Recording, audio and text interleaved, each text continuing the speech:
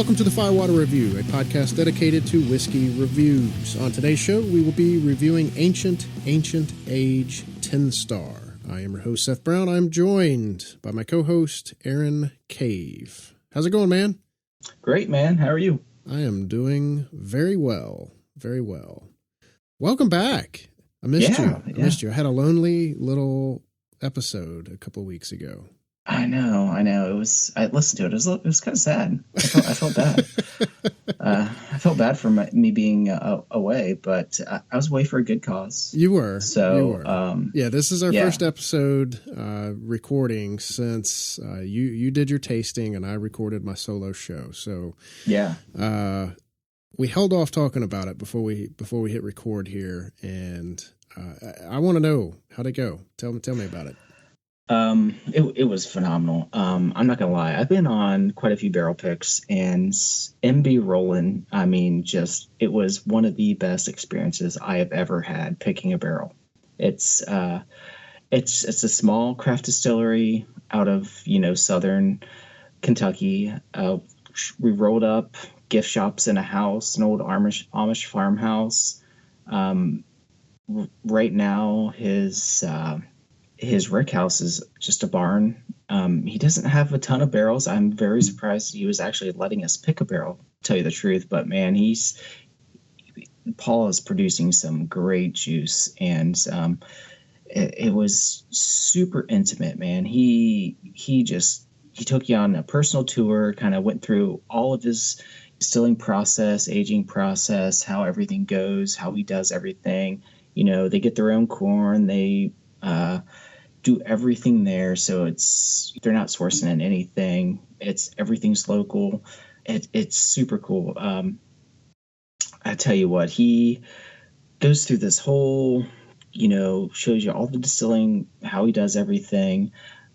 Everything comes off the still around 110 proof, and he goes straight from the still right to the barrel, adds 0 water, and then after everything is done aging, it's poured from the barrel just through a filter to get the charcoal out, and everything is bottled at barrel proof and non-chill filtered. It's just everything that he does, bourbon and whiskey wise, from his rye, malts, bourbon, it's all non-chill filtered. He doesn't add any water to anything. So I thought that was just amazing. But after he did this little tour, went up to the rick house, kind of just went through a short explanation about, their barreling process. And they had some 53-gallon barrels, but most of the stuff he had aging was in 25-gallon, which we knew that going in. We knew he did smaller barrels, and that's kind of why we decided to do this barrel pick, because, this barrel is for me, my brother, and 2 other guys. It's for 4 people, so we didn't want a huge barrel. That's a lot of money. Yeah. And we all really liked MB Roland small batch stuff, so we just thought, man, this can be just a great opportunity. So we started off he pulled 5 samples. Went up on the ricks, top rick, and pulled 5 barrels, and we went down. He had a separate area for us to go down and do the tasting. And we went through and we did the tasting and tried everything. And everything we tried was good. It was all solid. I feel like if we were picking for a group, we could have probably landed on one that we all thought was good, but nothing really wowed us. And for us, buying it for ourselves, we're dropping a lot of money on this, and we're like, we want this to be outstanding. Yeah. And so we're like, hey, is there anything else you got? And he's like, let's go back up and try through some more barrels. So we went back up the rick house. I think he pulled from 4 other barrels, and we went through them, and there was one that just stood out. It was just super sweet up front. It had just the right amount of spice to balance out the sweetness, and just the finish was long. It was great. And we all just tried that, and we're like, yeah, that's it. That's the one we want. And my only downside to this barrel was it was a little thin on the palate for me. It wasn't as thick as I thought it should be. And I told Paul that. I was like, hey, I wish it was just a little bit more viscous.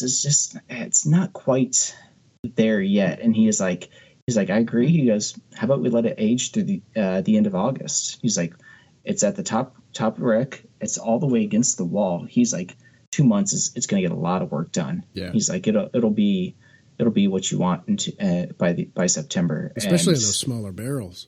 Yeah, and for him to mention that, he kind of had the same thought as I did, and I was like, that's awesome. But yeah, it was like we landed on that barrel, and I think we're all pretty pumped. We all kind of want it now, but we're gonna let it go till September. I really don't know how people in that industry have the patience, because when I used to make my own beer, everybody always said it's perfect when you drink the last bottle. And to me, that would be when the barrel's perfect. You would keep letting it age and like, okay, well, but yeah, I don't know how they do it. Yeah. So yeah, but after we were done with the tasting, he's like, hey, let's go back up to the Rick House, and I'll pull some samples of the rye that I got coming out soon. I got some malt going. He has this really gnarly hemp whiskey that he had going. And so we went back up and we tried through like 3 rye barrels. And I told you before the break, that first rye barrel I tried, I asked him how much. I was like, I wanted to buy it on the spot. It was so damn good. And it wasn't even a straight rye yet. It still had a month to go till it hit 2 years. And it's going to be like their big release next month, and he's like, I can't sell this. And I was like, oh, man. And his malts were his single malt was really solid, but by far the craziest bourbon or whiskey I've ever tried was that hemp. I don't know the process that goes into distilling hemp, but somehow he figured it out and he did it. And before we tasted it, he kind of planted the seed. Like, before we tasted it, he was just like, before you taste it, just think bread and butter pickles. And no joke, man, it is freaking sweet dill pickles all day long. It was crazy.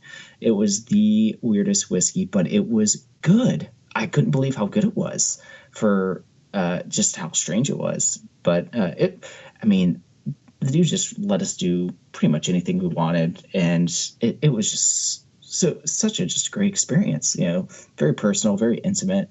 And then, after we were done, like at the Rick House, we're all like, go back down. And he's like, who wants cigars? And we're like, all of us. And so he goes and he pulls out a bunch of cigars, and he's like, hey, I'm going to bring out some bottles from the gift shop. And he started popping bottles. I had bottles in the trunk. So did my brother. So it was just a big like bottle share afterwards. It was a bottle share and cigars.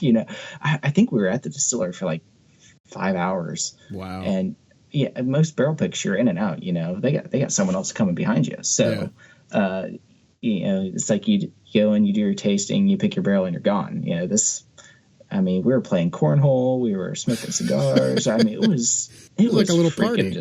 It was fun. And I definitely plan on picking another barrel from them for sure. But yeah, it was cool. So that's MB Roland. Great experience. Gonna have him on the show soon. So that'll be coming up probably here, next month or so. Yep. But we're not drinking MB Roland tonight. We are drinking Ancient Age 10 Star. We are. Let's get back to what we're gonna do. Yeah, this I was excited to do this one. You and I both are a fan of Mash Bill number 2, Buffalo Traces. Oh yeah, and it's been pretty plentiful around me. You see so much online, people can't find it. And I've sent several people bottles. Mm-hmm. And I stopped in one of my stores last week, and I had to pick up a liter because I had drank through everything that I had. And so all he had on the shelf was the liter bottles. And I get up there to check out, and my guy, he laughs, and he said, you drank all my fifths. I can't get it anymore. I can't get it anymore. And I said, that's not what I wanted to hear. So he said he had a little bit more of the liter bottles in the back, but not much. So Did you just buy the rest of them? Well, I will. I mean, that store doesn't get a whole lot of bourbon traffic. Oh, okay. So I can kind of take my time and do it. But there, I mean, you can still find it around town. But it's weird to me that they're having trouble getting this stuff now. I mean, it's what, like $13-$14 for a fifth? Yeah. The rumors out there that it's going to be discontinued.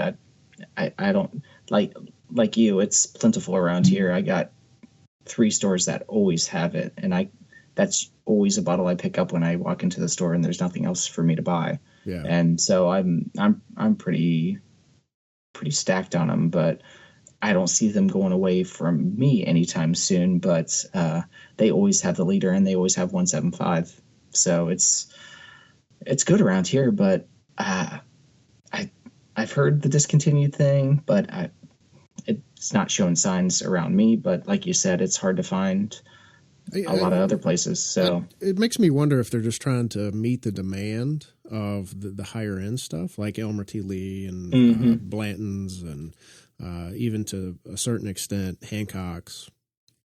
So I don't know. We'll see, but. I have several liter bottles left at that store, and there's a few others that have the 1.75s. I don't see fifths a whole lot anymore.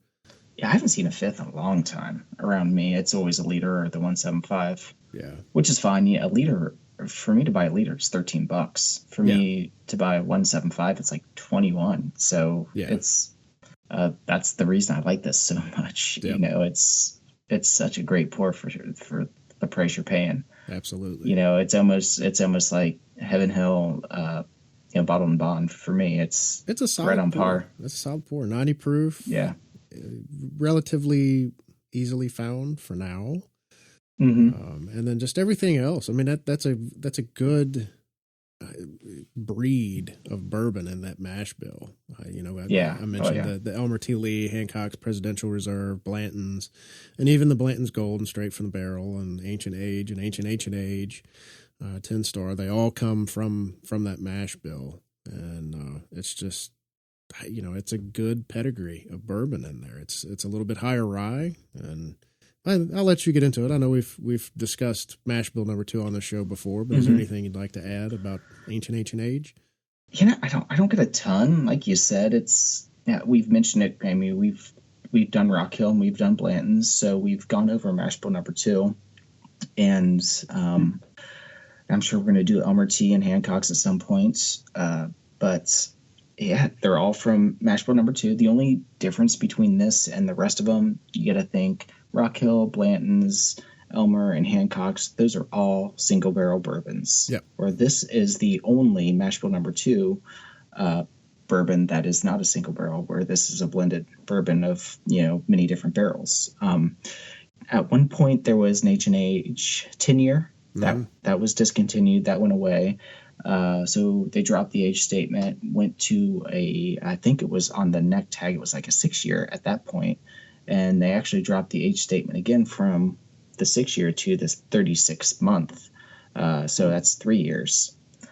This doesn't drink like a 3-year bourbon, though. It's, that's just the lowest of the barrels they're putting in there is 3 years. So they're still putting in probably 6, 7, 8-year barrels, but they're dumping 3 years in too. But since they're doing that, they have to state it. Right. Since it's a straight bourbon, it's over 2 years if you put an age statement on it. So I have to think that it's the other bourbons, it's just not making the cut for a Blanton's or an Elmer or whatever. All right, we'll just make AAA with this. Yeah. That's kind of what I thought as well. But Ancient Age was introduced in 1946, and they had the H&H, just the regular Ancient Age at 80 proof. Then they came out with the 10-year. It was actually, Shinley sold it to Age International in 1983. And then it's been with Buffalo Trace since. So it's had the couple different variations. You got the 80 proof Ancient Age, then the Ancient Age 10 Star, and then the 10-year, which is no longer there. Mm-hmm. But that's about it. Besides, we've talked about the high rye mash bill. It's probably somewhere between 13 and 15% rye. Talked about all the different bottles, so that's all I got. You got anything else? I don't. I was going to mention that while we do take a break, I have 4 identical glasses poured, and I have numbered them on the bottom. And in them, I have Blanton's, Elmer T. Ancient Age, and Hancock's Presidential Reserve poured into them. And then I have written down on a piece of paper that I'm not looking at. It's flipped upside down on my desk. So I'm going to sample these during the break and write with a dry erase marker on the side of the glass which one I think is which and rank them in order. And then I'll share that little tidbit at the end of the show after we give our reviews for Ancient Age. But I thought that would be something kind of fun to do. Just something different, I guess. Well, I hear you pouring, so why don't we take a break and drink some bourbon? We shall. All right. So when we return, we will share our notes.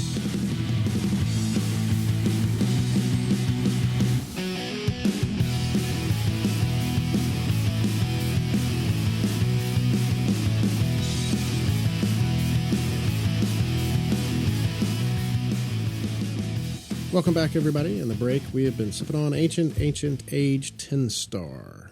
Per usual format, I will let Aaron kick it off with his notes. All right. So on the nose, right off the bat, it's got just a great honeycomb smell, a little bit of vanilla, light caramel. What really draws me into this, it's very fruity. Got a little bit of orange peel. Some of the darker fruits, picked up some cherries, some figs, and then it's got just a little bit of oak, leather, and it's got this great butteriness to it, almost like a buttered toast or buttered biscuits. It's kind of strange, but it's really it really kind of draws me in. The palate is starts off with just this great peppery rye. You can definitely tell it's the high rye mash bill. It's got a little cinnamon, clove. It goes into a little bit of sweet corn, toffee, and then definitely get those fruity flavors again. You get some orange zest, a little bit of apricots, definitely get some cherries, and kind of a little bit of cherry tobacco almost, and just almost like a dry oak. And on the finish, it's medium to long. It's a very dry finish for me. It's pepper, rye, a little bit of brown sugar, oak, but very dry. I love mash bill number 2, and I think this is just a great pour for the price. And for what it is and the price you can pick it up, it's an 86 for me. Nice. After doing my little blind tasting in the break, I'm almost super hesitant to give a score. I'm afraid I've pinned myself into a corner here. All right. Yeah, I picked up a lot of the same notes too. The nose is great. I get a lot of vanilla and caramel that tends to lead the way for me. It's very light though. I get some relatively fresh cut oak. I got some cherries there as well, just like you, and a touch of cinnamon. And when I revisited it, I got a lot more nutmeg on the revisit than I did the first go around for it. For the price, I mean, it's a very complex nose, very inviting. The palate, I was getting a lot of that caramel that I was picking up on the nose, a little bit of cinnamon, and some pepper are providing some nice spice there. It's mild, but it's relatively present citrus flavor. I think you mentioned some apricots that you were picking up there. It's not. I didn't think it was super complex on the palate, but it does have a really good mouthfeel to it, especially, you talk about the price for it. It's got a great mouthfeel for what it is. I'm reading from my notes here. Again, I think I've pinned myself into a corner. Here I say it's not quite on par with its older, richer brothers. But it's still really good, especially when you consider the price. The finish, I agree with you. It's medium to long. It can get a little dry at times. I was getting pepper, nutmeg, leather, and that was rounded out at the very end by those consistent caramel notes. Mm-hmm. And I, too, gave this an 86. Oh, man. For an average of 86. Easy math. Yeah, I know. Take couple weeks off and still land on the same. Yep. So, yeah, I'm a little embarrassed about the tasting that I did here in the break. It was very much impromptu. I pulled the bottles together and pulled out some tape and wrote down the numbers 1 through 4 on them, stuck them to the bottom of the glasses, all identical glasses, and wrote down on a piece of paper numbers 1 through 4 and what they were.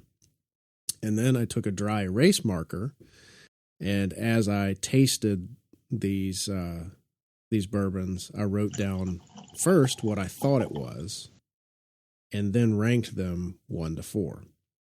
And I got them all wrong. So these, I'm drinking Ancient Age 10 Star, which is a 90 proof bourbon. It's a blended bourbon. There's nothing small batch about it. There's nothing single barrel about it. Elmer T, which is 90 proof, and it is a single barrel. And Hancock's Presidential Reserve is 88.9 proof and is a single barrel. And Blanton's is 93 proof and a single barrel. So I ranked them. Number 1 ended up being Blanton's, but I said it was Elmer T. Number 2 ended up being Hancock's, and I said it was Blanton's. Number 3 was Ancient Age, and I said that was Hancock's. And last, but not least in my heart, was Elmer T. and I said was Ancient Age. I'm disappointed in myself. I feel like when Evan Haskell listens to this, he will cry. I feel your pain. I feel your pain, Evan. I feel it. Elmer T. should not be last. No, it shouldn't be. And it's not. It's not. And I thought for sure by sipping on the AAA, even before we were recording and throughout the first half of the show, that I would certainly be able to pick it out. And just Blanton's is 93 proof. It's the higher proof of those 4. I thought for sure that would stand out. And It didn't. It was, now granted, I didn't get into taking notes and, I was just bam, bam, bam, bam, bam, sipping them back to back to back. Not really cleansing the palate all too much, but still, that was a little surprising to me. Do you think you would rank them the same way? I don't know, and I don't think I'm ever going to try now. Because we were just talking about the palates that I trust, and I trusted yours. And I have failed you. I don't know. Maybe I shouldn't have done this.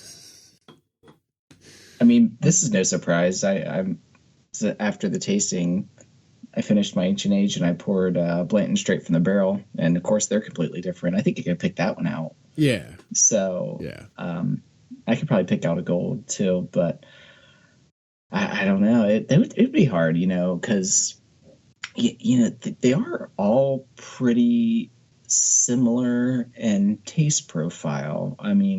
They all are single barrels, and this one is blended, but I feel like they all have that consistent mash bill number 2 profile that I could see where someone would mix them up. And it also depends on how long your bottles have been opened. Yeah. Now the Hancock's has been open for quite a while. And the Rock Hill, well, I didn't do Rock Hill Farms. I didn't do Rock Hill Farms because it is the higher proof of just the regular, standard U.S. release of mash bill number 2. At what is it? It's 100 proof, or is it 103? Yeah, 100. 103 is the gold. Okay, yeah, that's what I'm thinking of. So I left Hancock's out. Rock Hill Farms out for that purpose because it was the higher proof. Yeah, that's been open a while. The Hancock's has been open a while. The Blantons, it's been open for probably a couple of months, I guess. That was left over from a sample that Jeremy Shell had sent us. It was a bottle that was bottled in January of this year, and then my Elmer has not been opened maybe 2 or 3 months. Rock Hill Farms doesn't have that much left in it. Yeah. And I remember when I ranked Blanton's as being an 87, that bottle had been open for quite a while, and there wasn't that much left in it either. So I will have to say that sample that Jeremy sent us we all ranked pretty well. That was a really good pour. So yeah, it didn't surprise me that it was number 1.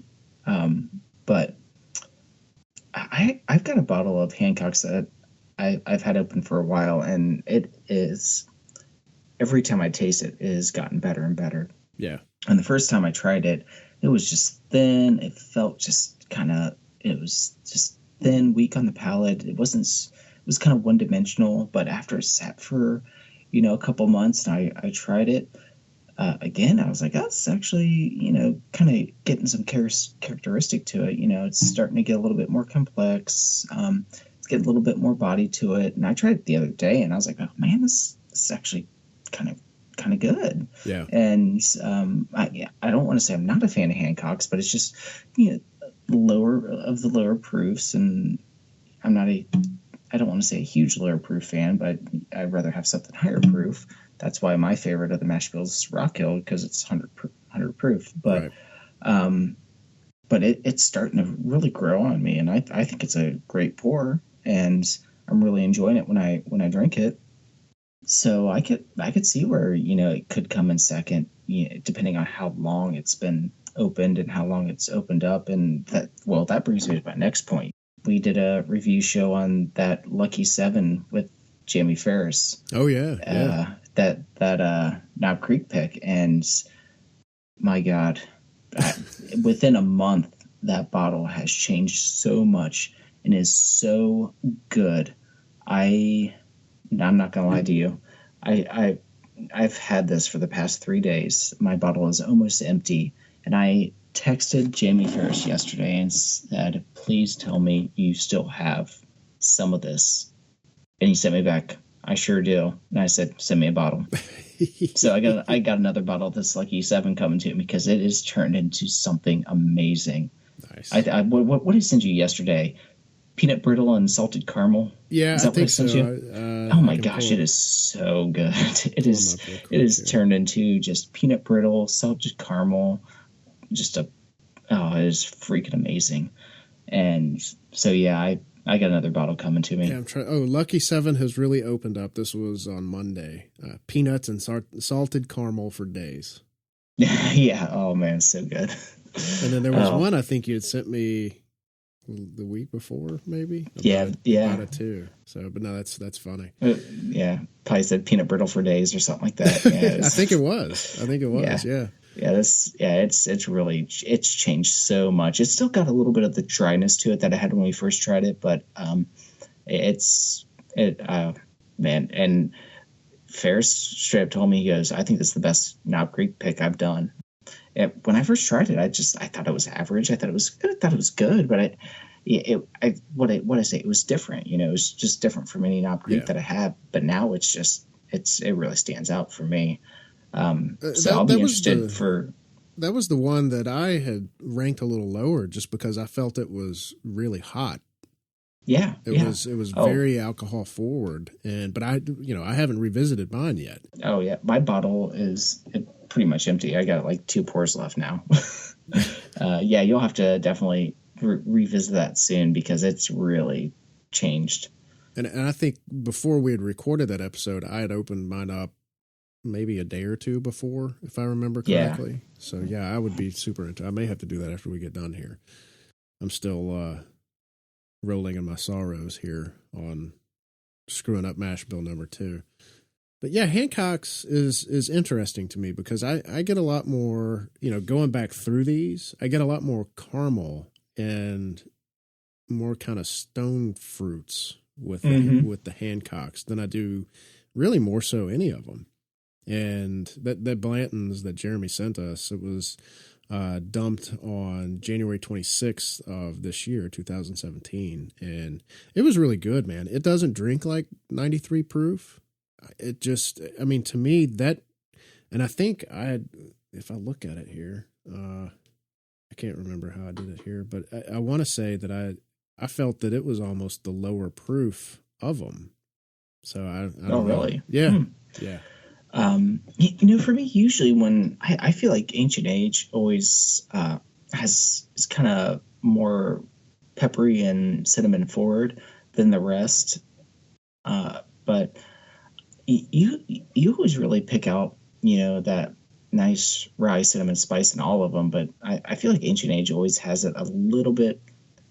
It's a little bit more forward than the rest, and I don't know if it's just because it's a blend, but or I don't want to say it's inferior because it's not, because it's a bottom shelf and it's cheap, but it's the same mash bill, it's the same juice that's going into everything else. It's just aged differently somewhere else, and it's probably what doesn't meet the cut blended together. But it's for me, I like that pepper and cinnamon, so I think that's what really draws me to this, and I think it's just a great bottle to always have on hand. Just I don't want to say every bourbon connoisseur is going to love it, because it does have its faults, but I think most people would be happy with this if you went to someone's house and they pulled that out and that's all they had.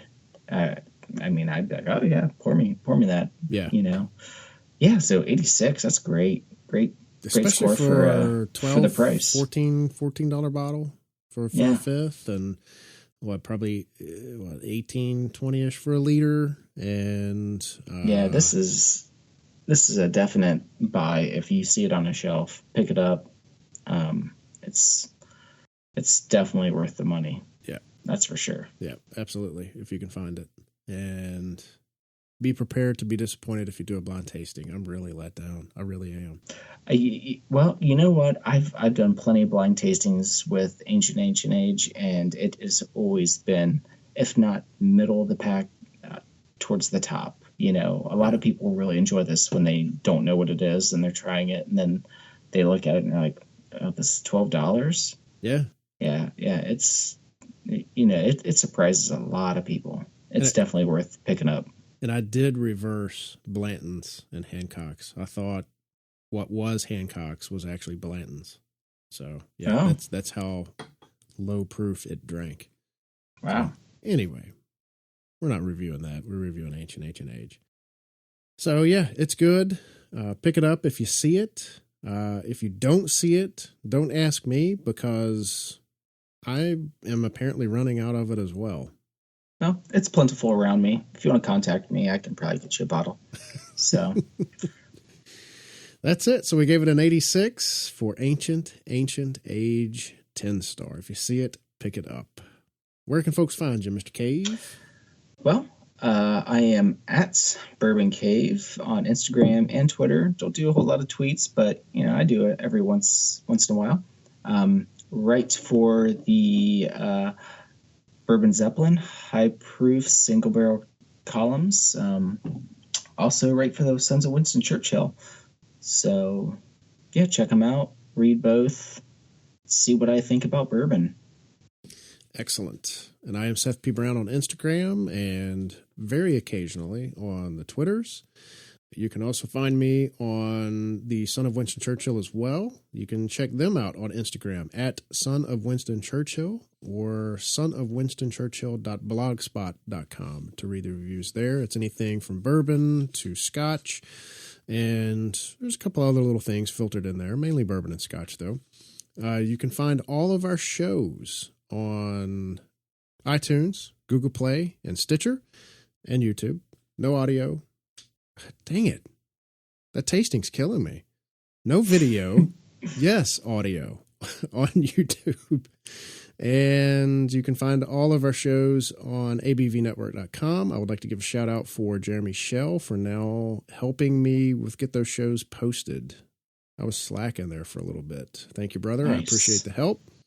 But yeah, check all those out. We appreciate your reviews. We prefer 5 stars, but give us your feedback too. That helps us out tremendously. Subscribe to our shows. That helps as well. So when you search for Bourbon in iTunes or Google Play or Stitcher, our little show comes up and you can hear our reviews. And on next week's episode, we're going to start digging into the Old Forester Whiskey Row series. We'll be reviewing Old Forester 1897 Bottled and Bond. So be sure to check that out and sip along with us if you would like. And I think that's all we have. So until next time, please drink responsibly and cheers. Later.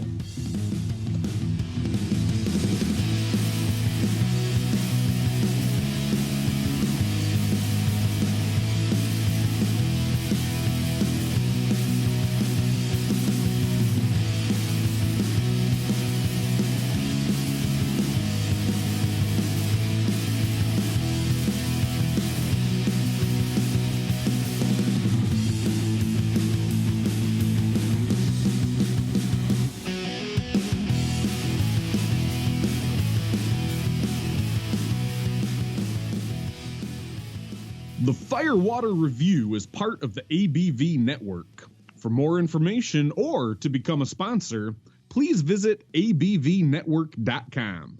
Thanks for listening, and cheers.